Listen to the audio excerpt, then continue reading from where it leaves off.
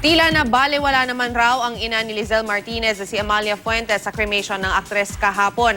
Kaya naman naglabas ng hinanakit si Amalia matapos ang huling misa sa burol ng kanyang anak. Watch this.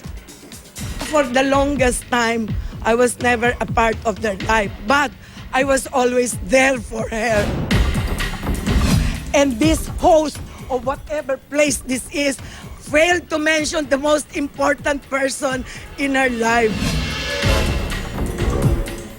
Si Bobby, her father, and me as her, because I can never replace Lizelle. Lizelle loved her children, but I loved her as much as she loves her children.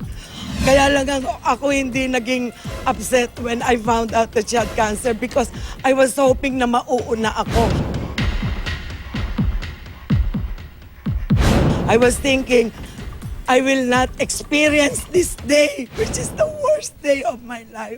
Naglabas ng sama ng loob ang ina ng yumaong aktres na si Lizelle Martinez na si Amalia Fuentes bago pa man i-cremate ang mga labi ng kanyang anak. Pagkatapos ng misa, lumabas ng crematorium si Amalia at dito na nagbulalas ng kanyang hinanakit. I raised my daughter by myself, and when she was 18, I stepped back from her life because I wanted to give her the chance to be happy na. Kasi ang ini-expect ng tao, I will interfere, I will intrude. No, I did not intrude, hindi ba? Meron ba kayong nakitang picture na nag-intrude ako? But now, on her last days, I wanted to be part again of that life. Matapos magpa-interview, sinalubong siya ng pamangking si Aga Mulak at niyakap. You're the only one who can understand. I love Lizelle. I did not abandon her. There were many times when I did not abandon her. Okay, I'll go back to the hospital.